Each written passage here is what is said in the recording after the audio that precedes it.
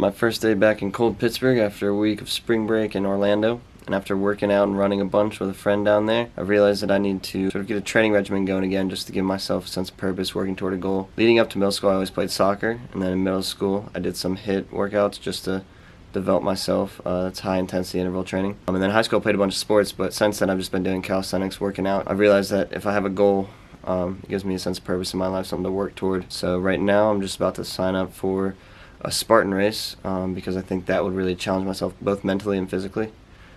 So yeah, I'm going to be in Richmond this summer, so it looks like Washington, D.C. will be the one I'm going to do. I'm doing the sprint, so that's the shortest one, so that'll be more strength as well as the ability to run. Based on my inexperience in training for a race and running 5Ks and such, I know just the person to call, my dad. You know I was talking about like running a Spartan race or something like that? Running what? A Spartan race? Yeah. If we could like develop a training plan like that sort of thing together, like, cause I can do all like the strength sort of stuff and do that on my own, but in terms of like the running and, you know, developing endurance. Yep, we can do that. You just got to tell me what running you have to do for the race. And then Yeah. Here's a quick little montage of why my dad is good for training like this.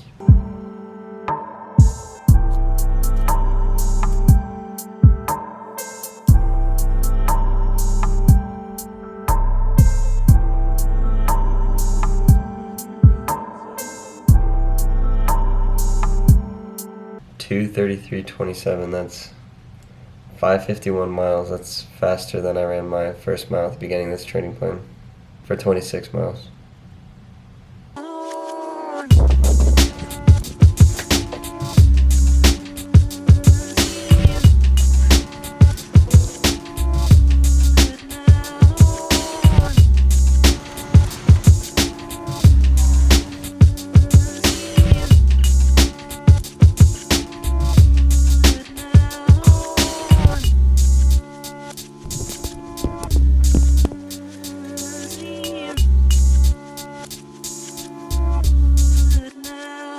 Let's get it.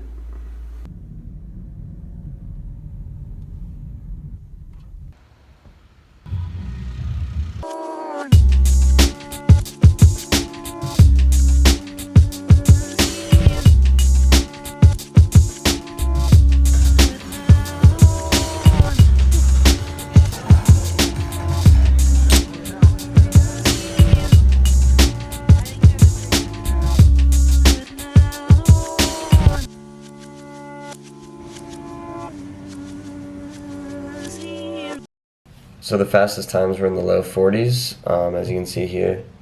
My time was 1 hour 15 minutes, 6 seconds. Finished 35 in the elite men's group, 43 overall in the elite group, and there were 58 overall and 46 within the men's. So that's about where I wanted to finish, you know, just within the ranks of the elite. So that was awesome. Also, I'll include right here the elevation change throughout there. Throughout the race. A lot of the obstacles were toward the end, some throughout. They even had us run through like a creek, like a river basically. Like I definitely wasn't equipped with the shoes for that, but it was really fun because there was just so much that I wasn't expecting. Turns out the barbed wire is real. And the cool thing about the Spartan races is no matter like how prepared you are, it's still gonna kill you pretty much. Also as a perk, besides the professional pictures, you get this shirt, which is pretty nice material, and you also get a medal. So yeah. A couple of things I wish I knew that would have like improved my time a lot. This race was really like muddy, so all the obstacles were slippery. So for example, just with like the rings here, I was going one hand then the next, but I fell off because I couldn't hold on. So the best way to do it is to do the two hands, so you do one and then the other. A lot of the obstacles I could have done, but I had to do 30 burpees every time I couldn't do an obstacle just because it was more slippery than the other. On the sandbag pull down, I couldn't do it on one of the ropes, and they said, oh, there are drier ones over there, and I could do it there. So that was kind of frustrating just because I knew I could have done better if I had looked out for certain things. I actually wore normal running shoes like what you see here, and they almost came off. For example, like you're running through stuff that's like this. There's mud in it almost, like one of my shoes almost came off. So it's definitely recommended that you get sort of a trail racing shoe. Another note that I didn't know before the race is that on the javelin throw, it's pretty much common in all the races. You want to throw it as hard as possible because you don't realize that you're tired, but I kind of threw it conservatively, and it went short, so I had to do burpees there too. So I finished the race doing about like 150, 180 burpees, so that wasn't fun, but I did get through it. So my training wasn't geared specifically toward like the Spartan obstacles or anything. It was more of just getting the best shape that I could. So it was pretty much 2 things a day. So it'd be one thing that was strength related, whether it be calisthenics, weightlifting, something like that. And then I also had a component that was cardio related, so whether it be running, sprinting, or hills or something like that, or biking as well, because whenever my shins would hurt, I'd bike.